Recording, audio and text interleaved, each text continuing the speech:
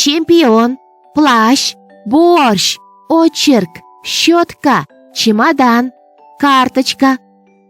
Алан, қарашы, мына сөздердің бәрі басқа тілден енген сөздер екен. Иә, Дана, ч, ш әріптері тек орыс тілінен енген сөздерде ғана жазылады.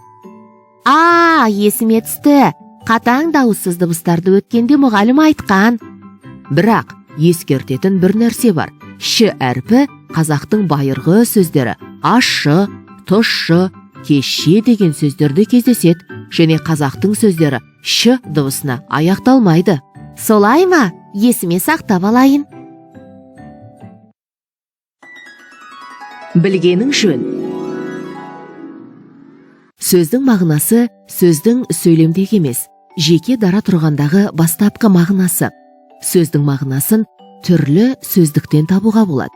Түсіндірме сөздік, фразеологиялық сөздік, синонимдер сөздігі, антонимдер сөздігі.